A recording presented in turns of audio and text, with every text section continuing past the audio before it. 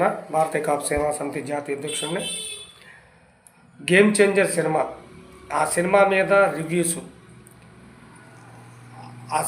Reviews ఇచ్చి కొంతమంది కావాలని పనిగట్టుకొని సినిమాని డ్యామేజ్ చేయడానికి ప్రయత్నం చేశారు. దీన్ని నేను పూర్తిగా ఖండిస్తాను. భారతీయ కాపు సేవా సమితి పూర్తిగా ఖండిస్తుంది. ఎందుకంటే మెగా ఫ్యామిలీ ఎప్పుడూ కూడా వాళ్ళ సినిమాలతో పాటు ఇతర హీరోల సినిమాలు కూడా ఆడి ఇండస్ట్రీలు మన తెలుగు ఇండస్ట్రీలో ముందుకెళ్ళాలని చెప్పి కోరుకునే ఫ్యామిలీ మెగా ఫ్యామిలీ.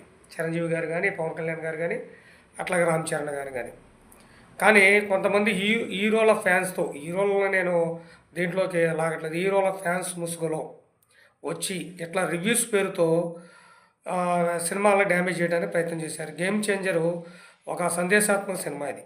అలాంటి సినిమాలని చంపడానికి ప్రయత్నం చేశారు.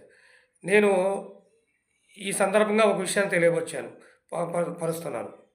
అది ఏంటంటే, రివ్యూస్ పేరుతో ఇక నుంచి మెగా ఫ్యామిలీ ఏ సినిమా రిలీజ్ అయినా రివ్యూస్ పేరుతో థియేటర్ల దగ్గరకు వచ్చి కారు కూతలు కూస్తే గనక వాళ్ళ మీద భౌతిక దాడులు కూడా వెనకడుగు వేయదు భారతీయ కాపు సేవా సమితి.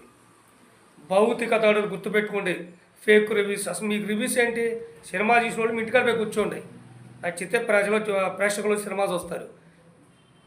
నేను లక్షల కోట్లు పెట్టి సినిమాలు నిర్మిస్తే మీరు వచ్చి రివ్యూస్ పేరుతో అట్లా చంపుతూ సినీ ఫీల్డ్ని తొక్కేయాలని చూస్తున్నారు. మీరు బుద్ధి జ్ఞానం లేకుండా మిమ్మల్ని అందరూ కూడా ఇదే యాత్రగా చేస్తారు.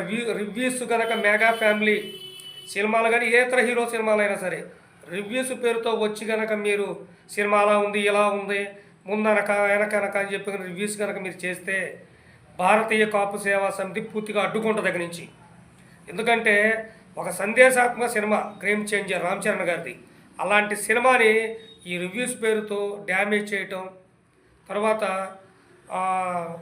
మన రాష్ట్ర గవర్నమెంట్, కేంద్ర గవర్నమెంట్ కూడా చెప్తున్నాం,